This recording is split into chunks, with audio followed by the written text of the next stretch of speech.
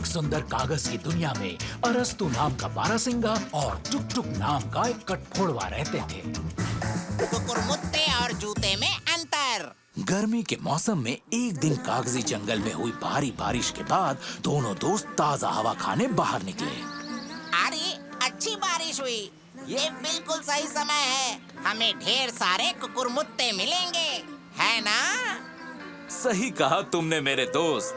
गर्मी के मौसम में हुई बारिश को कुकुरमुत्ते की बारिश ऐसे ही नहीं कहते, क्योंकि ऐसे मौसम में जंगल कुकुरमुत्ते से भर जाता है, जैसे अभी भर गया है।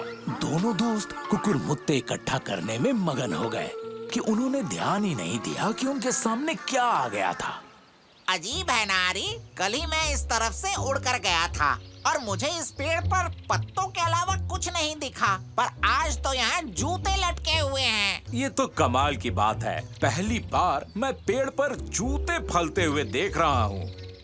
बात तो सही थी, आमतौर पर कागजी जंगल के पेड़ों पर सेब या बाकी फल फलते थे, लेकिन कभी जूते नहीं फले। हाँ टुक टुक, जानते हो हर चीज का कारण होता है। याद है कुछ दिन पहले ही कागजी जंगल में क्या हुआ था? कुकुरमुत्ते की बारिश हुई थी और क्या हुआ था? लेकिन उस बारिश से इसका क्या लेना देना आरी? लेना देना है, क्योंकि वो कुकुरमुत्ते की बारिश नहीं बल्कि जूतों की बारिश हुई थी। जूतों की बारिश? कमाल है आरी, मैंने ये अनुमान क्यों नहीं लगाया? इसीलिए कुकुरमुत्ते नहीं निकले जंगल में, बल्कि जूते निकले हैं। बहुत कागजी मामला है। टुक टुक, हमें इस अनोखी घटना की तस्वीर निकालनी चाहिए, क्या कहते हो? बिल्कुल, नहीं तो कोई भी हम पर यकीन नहीं करेगा। और दोनों दोस्त घर निकल पड़े कैमरा लेने। हाँ टुक टुक, हम एक मिनट भी नहीं गवा सकते। ये इतनी खास घटना है कि हमें इसकी तस्वीर जरूर लेनी चाहिए। चलो जल्दी करें। अरे ये क्या हुआ टुक टुक? अभी तो इन डालों पर बहुत सारे जूते लटक रहे थे, लेकिन अब कहाँ गायब हो गए? कुछ समझ में नहीं आ रहा। आरी, मुझे लगता है किसी और ने उन्हें तोड़ लिया होगा। अरे आरी, ये तो कागजी चूक हो गई हमसे। आऊ, आऊ। आरी, लगता है मुझे जूतों के गायब होने का कारण पता चल गया। इसका कारण है ये कनखजूरा। कागजी दोस्त। सबसे पहले कागज के 6 टुकड़े काट लें, फिर उनका छल्ला बनाकर एक साथ चिपका दें, फिर उन पर रंगीन कागज चिपका दें। कागज का एक लंबा टुकड़ा काटकर छल्लों को उसके ऊपर लगा दें। अब आखिरी वाले छल्ले से उसे चिपका दें।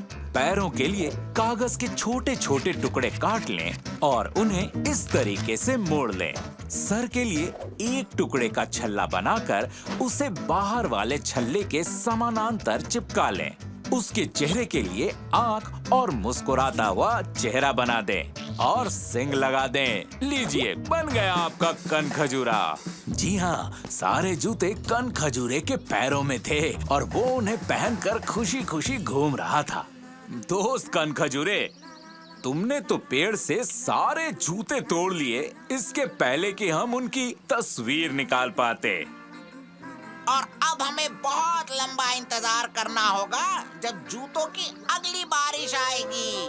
कनखजूरे ने दोनों दोस्तों को बताया कि वो जूतों की बारिश नहीं थी, बल्कि आम बारिश थी। वो बारिश में फंस गया था, जिससे उसके पैर गीले हो गए थे और उसने अपने जूतों को सूखने के लिए लटकाया था। अब हम क्या करेंगे आरी? मेरे ख्याल से अब हमें कुकुरमुत्ते ही तोड़ने चाहिए। चलो वही करते हैं। सही कहा तुमने आरी, क्योंकि अभी तक तो जूतों की बारिश सही साबित नहीं हुई, लेकिन कुकुरमुत्ते की बारिश सच है। अरस्तु और टुक टुक ने कनखजूरे को कुकुरमुत्ते तोड़ने के लिए साथ चलने को कहा, क्योंकि वो 40 पैरों से आसानी से कुकुरमुत्ते को ढूंढ सकता था। तीनों दोस्तों ने मिलके इतने सारे कुकुरमुत्ते जमा किए कि उन्होंने उसका पकवान बनाने का फैसला किया और कुछ मेहमानों को भी बुला लिया।